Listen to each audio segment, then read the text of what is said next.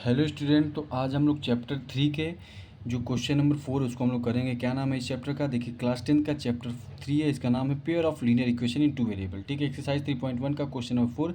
इससे पहले question number 1, question number 2, question number 3 and इसका साथ ही साथ मैंने इंट्रोडक्शन बहुत ही अच्छे तरीके से आपको समझाया। उसको जाकर आप देख सकते हैं, विजिट कर सकते हैं चैनल को। बहुत ही बेसिक तरीके से मैंने आपको समझाया है। आपको पूरी की पूरी क्लास बहुत ही अच्छे समझ में आ जाएगी। ठीक है, चलिए क्वेश्चन नंबर 4 देखिए क्या कह रहा है। कह रहा है which of the following pairs of linear equation are consistence और इनकंसिस्टेंस। मतलब कह रहा है कौन सा कंसिस्टेंस होगा और कौन सा इनकंसिस्टेंस होगा। ठीक है, उसके बाद क्या कह रहा है, if consistence obtain the solution graphically. कह रहा है अगर कोई भी मतलब इसमें 4 पार्ट है। इस क्वेश्चन में कितने पार्ट है? 4 पार्ट है। अगर उस 4 पार्ट में कोई भी अगर कंसिस्टेंस है तो उसको क्या करिए, ग्राफिकली रिप्रेजेंट करिए।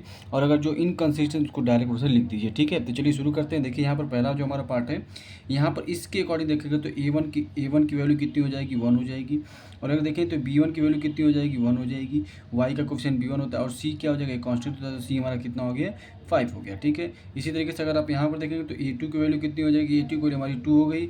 और B2 की वैल्यू कितनी हो गई? 2 हो गई। और C2 की C1 ये था, ये C2 की वैल्यू कितनी हो गई? 10 हो गई। ठीक है, अब यहाँ पर हम देखते हैं A1 अपॉन में A2 is equal to B1 upon में B2 is equal to C1 upon में C2। तो हमारा कितना आएगा, मैं यहाँ आपको दिखाता हूँ। A1 हमारा कितना है? 1 है, 1/2। ये भी हमारा क्या आ गया? 1/2। और इसको अगर हम लोग कट करेंगे तो 5 1 जा 5, 5 2 जा 10, तो ये भी हमारा कितना आ जाएगा? 1/2 आ जाएगा। ठीक है, अगर जब तीनों A1 अपॉन में A2 B1 अपॉन B2 अगर इक्वल होते हैं तो ऐसी लाइन कौन सी होती है? इसको हम लोग कंसिस्टेंट लाइन बोलते हैं। सॉरी, हाँ कंसिस्टेंट बोलते हैं, क्योंकि ये कोइंसिडेंट लाइन होती है। क्या होती है? कोइंसिडेंट। यहाँ पर लिखेंगे क्या? therefore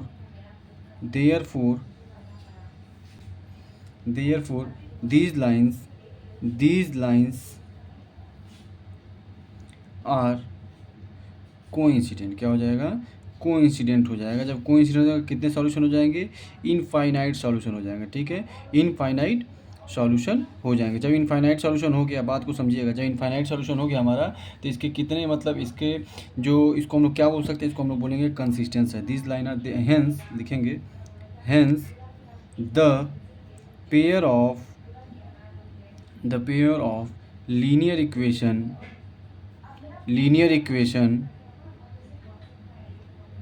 equation is consistence. क्या हो जाएगा?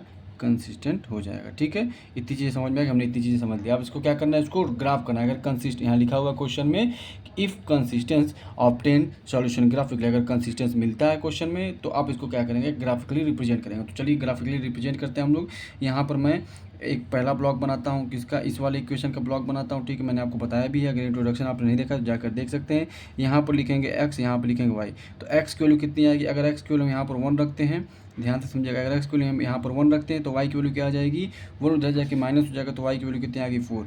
अगर यही x की वैल्यू हम लोग क्या रखते हैं? 2 रखते हैं, तो y की वैल्यू क्या आ जाएगी? उधर जाके माइनस हो जाएगा 5 में, तो कितना हो जाएगा? 3।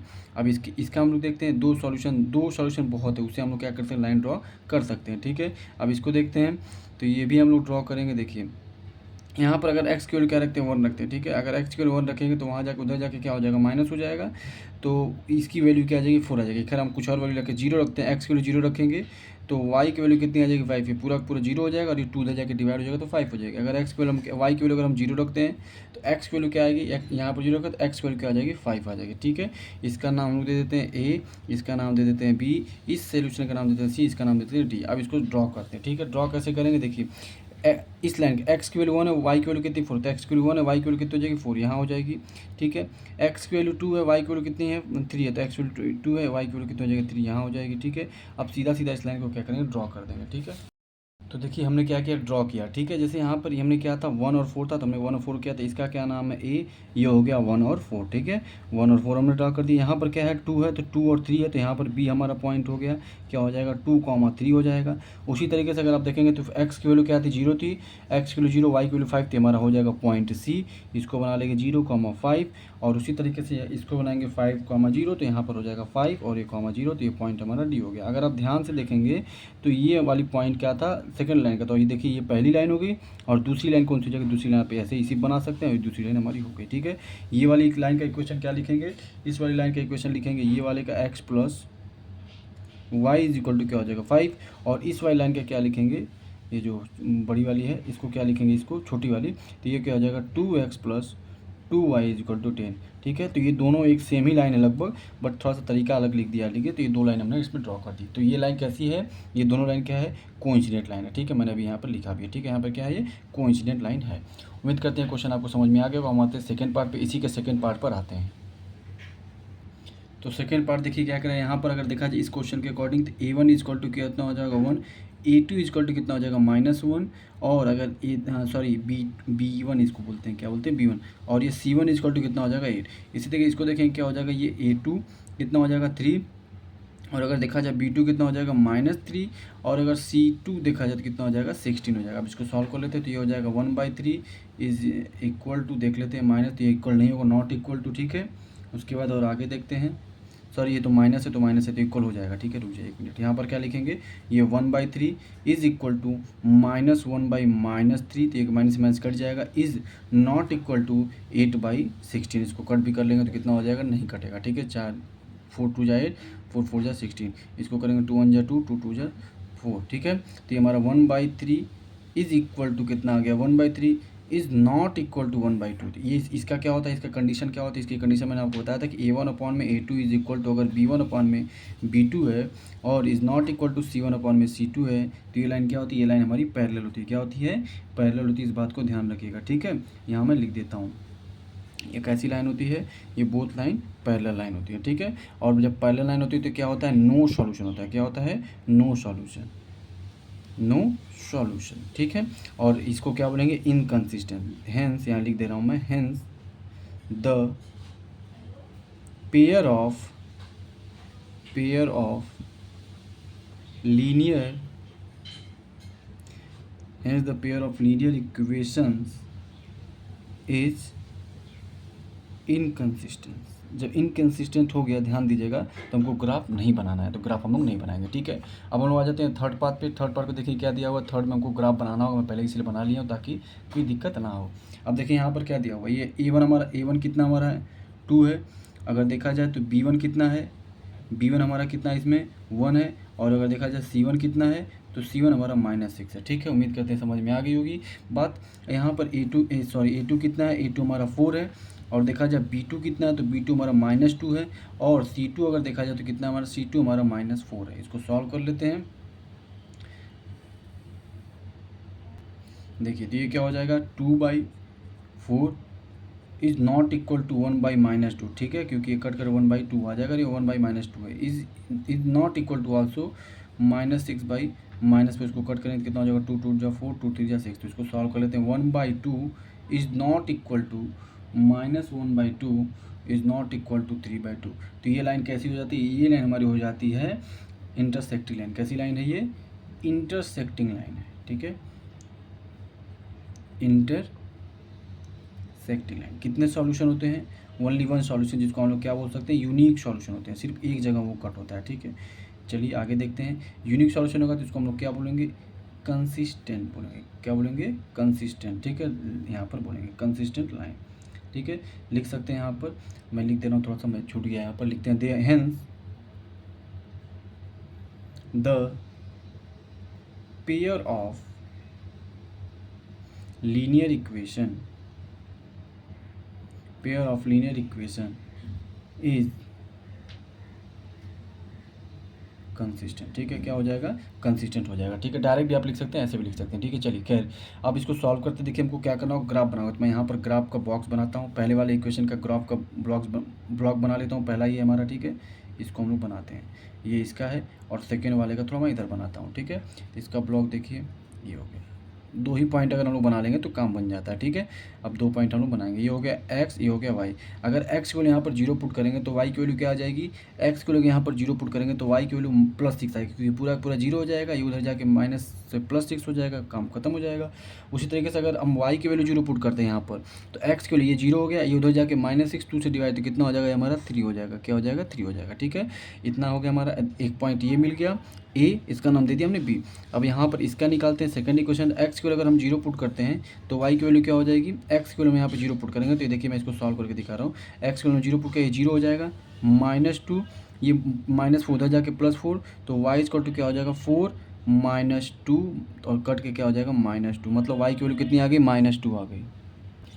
तो जब जैसे मैंने यहाँ एक्स की वैल्यू क्या रखी 0 तो वाई की वैल्यू क्या आएगी -2। अगर वाई की वैल्यू 0 रखेंगे तो एक्स की वैल्यू क्या आ जाएगी 1 आ जाएगी। वाई की वैल्यू अगर हम 0 रखा तो एक्स की वैल्यू क्या आ जाएगी 1 आ जाएगी। देखिए इसको 0 ये पूरा पूरा 0 हो जाएगा, ये उधर जाके प्लस हो जाएगा, 4 डिवाइड में आ जाएगा तो एक्स की वैल्यू 1 आएगा। अब इसको सॉल्व करते हैं, ठीक है।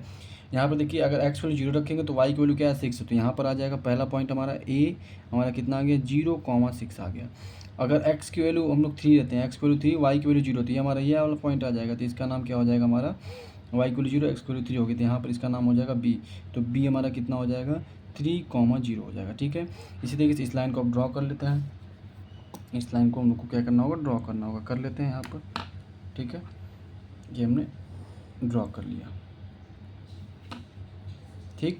इसका इस इक्वेशन का नाम भी मैं लिखूँगा। उसके बाद इसको ड्रॉ कर लेते हैं। देखिए एक्स की वैल्यू 0 है, एक्स वैल्यू 0 वाई की वैल्यू -2, तो यहाँ पर आएंगे हम लोग, ठीक है। तो इसका नाम क्या है सी और 0, -2, ठीक। उसके बाद और पॉइंट क्या है 1 0 है, तो एक्स की वैल्यू 1 है और वाई की वैल्यू 0, तो हमारा पॉइंट यहाँ आ जाएगा। तो इसका नाम क्या होगा D 1, 0। अब इसको भी मीट कर देते हैं, ऐसे मिला देंगे।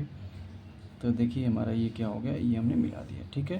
तो इस पॉइंट का इस देखिए एक ही जगह कट हो रहा है, तो इस लाइन का नाम क्या है 4x - 2y - 4 = 0 हो गया। और अगर यहाँ इस लाइन को देखा जाए तो इस लाइन की वैल्यू क्या हो जाएगी 2x + y - 6 = 0। ये इस लाइन का हो गया, ठीक है। उम्मीद करते हैं बात आपको समझ में आ गई। और यहाँ पर ये क्या हो रहा है इसका सॉल्यूशन मिल रहा है, तो ये हमारा क्या हो गया, ये ग्राफ हमारा सॉल्यूशन हो गया। उम्मीद करते हैं बात आपको समझ में आ गई, किसी प्रकार की कोई दिक्कत आपको नहीं हुई होगी, ठीक है। तो सीधा सीधा अगर आप देखेंगे तो ये 2 और 2 पे कट करा, तो इसका सॉल्यूशन अगर जो मिलेगा क्या मिलेगा 2 और 2 मिल जाएगा, ठीक है। खैर सॉल्यूशन पूछा नहीं तो सीधा सीधा हमने ग्राफ को ड्रॉ कर दिया, ठीक है। अब हम लोग चलते हैं क्या है फोर्थ पार्ट पर चलते हैं। फोर्थ पार्ट देखिए क्या कह रहा है। तो देखिए यहाँ पर A1 कितना दिया हुआ है, अगर A1 देखा जाए तो कितना है 2 है, और अगर B1 देखा जाए तो कितना है -2 है, और अगर देखा जाए C1 कितना है तो भी वो भी क्या है -2 है।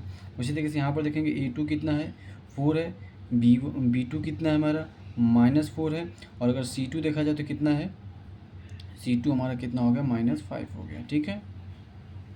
अब सॉल्व करते हैं, क्या हो जाएगा A1/A2 इक्वल टू लगा लेते हैं, बाद में हम लोग कट कर लेंगे B1/B2 और इक्वल टू C1/C2, ठीक है। तो ये हमारा 2 कितना हो गया 4 इज इक्वल टू कितना हो जाएगा -2/4 माइनस से minus cancel is equal to कितना हो जाएगा -2/-5 माइनस से माइनस कैंसिल। देखो ये इक्वल है नॉट इक्वल, तो ये इक्वल है नॉट इक्वल, ठीक है। तो ये कंडीशन कब होती है, इसको लिखते हैं 1 1 2 1 2 2 2 4, ये 2 1 2 2 2 4, ठीक है। तो कितना हो जाएगा 1/2 is equal to 1/2 is not equal to 2/5। तो इस कंडीशन किसकी होती है, ये पैरेलल लाइन की कंडीशन होती है, ठीक है। किसकी कंडीशन होती है पैरेलल लाइन के।